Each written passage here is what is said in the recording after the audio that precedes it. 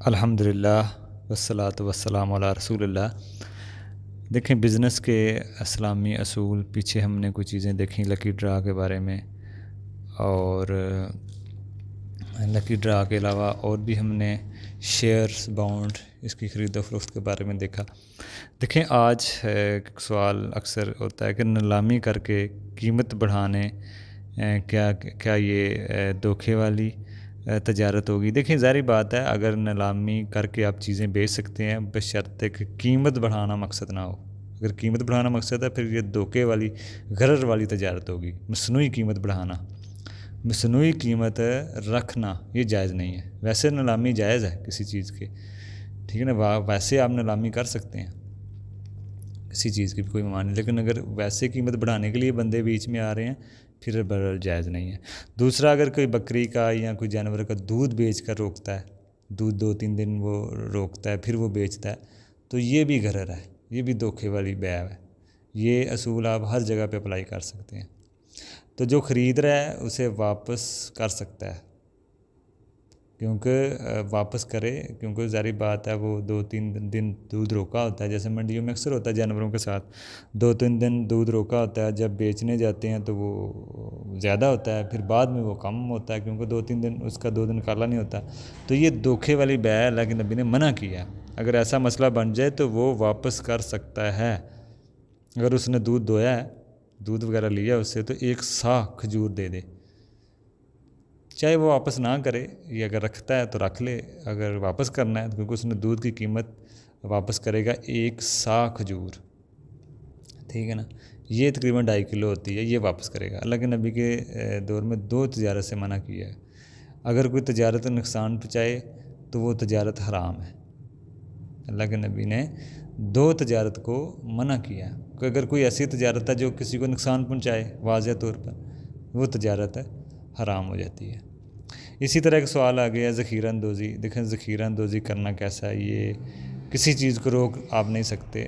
ذخیرہ اندوزی جیسے کھانے والی چیزوں میں حرام ہے، باقی اشیاء جیسے جائز ہے، ہو سکتی ہیں اگر مارکیٹ میں کمی واضح کرنا مقصد نہ ہو۔ بعض ہوتا ہے نا، چیز کی شارٹیج موجود ہے، مارکیٹ میں مل رہی نہیں، تو آپ ذخیرہ اندوزی کر دیں، وہ برحال ٹھیک نہیں ہے۔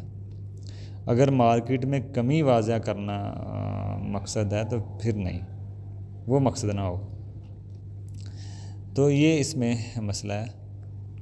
پھر آپ ہولڈ، ویسے اگر ہولڈ کرنا، چیز کو روکنا، اگر موسم کا انتظار ہے، موسم کسی کا سیزن کا انتظار کرنا جائز ہوگا، وہ چیز کو روکنا جائز ہوگا، سیزن کا انتظار کرنا پھر جائز ہوگا کہ قیمت اس کی سیزن کے حساب سے اچھی ملے گی تو پھر ٹھیک ہے۔ ویسے ایک چیز کی شارٹیج ہے تو آپ اس کو نہ روکیں۔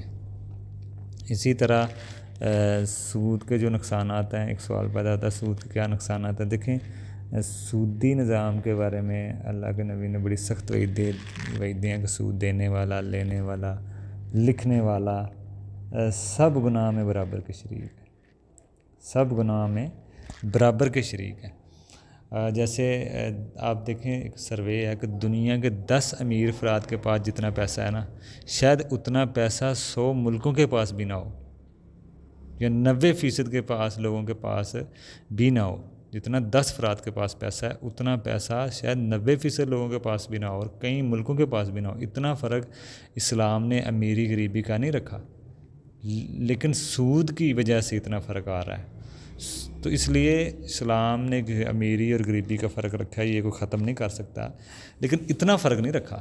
صحابہ میں بھی سمجھ لیں کہ 85% غریب صحابہ ہی تھے، 15% امیر ہیں، امیر صحابہ تھے، لیکن ان میں اتنا فرق نہیں تھا جتنا یہ سود کی وجہ سے ہوتا ہے۔ سود سے کیا ہوتا ہے؟ غریب کا پیسہ امیر کی طرف جاتا ہے، اور جو کام ہے، تجارت ہے، اس میں امیر کا پیسہ غریب کی طرف آتا ہے، امیر اور امیر، غریب تر غریب، یہ سودی نظام ہے۔ اس سے یہ نقصانات ہیں سود کے۔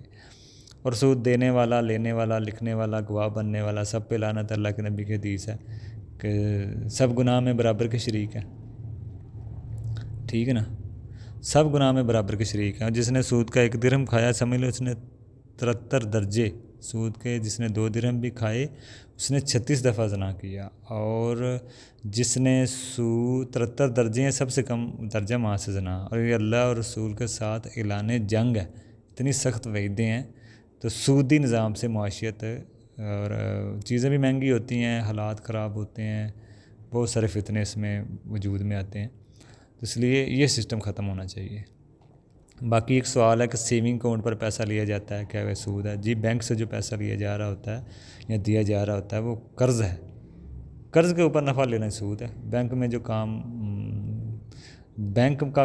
میں جو کام ہے وہ قرض کو دیا جاتا ہے، قرض دیا جاتا ہے۔ بینک میں جو آپ دے رہے ہوتے ہیں نا، وہ قرض ہی دے رہے ہوتے ہیں یا کسی سے لے رہے ہوتے ہیں۔ بینک کا کام ہی یہی ہے، قرض کسی کو یا دے رہے ہوتے ہیں یا لے رہے ہوتے ہیں، تو اس لیے جو پیسے رکھے جاتے ہیں ان کے اوپر قرض ہے، تو اس لیے آپ نفع بھی نہ لیں۔ تجارت کی جو شکلیں بناتے ہیں مضاربت کی، وہ شاید صحیح نہیں ہے، ویسے ہی برائے نام ہی ہوتی ہیں، اصل حکم اس کے قرض کا ہی آئے گا۔ تو یہ اس میں مسئلہ ہے۔ باقی مزید انشاءاللہ آگے بھی اس میں کچھ چیزیں ہم تفصیل سے دیکھیں گے کہ اور ربا تجارت کیا ہے، کیا یہ بھی سود ہے، تجارت کا جو سود ہے وہ کیا ہے، وہ انشاءاللہ آگے ہم دیکھیں گے۔ السلام علیکم۔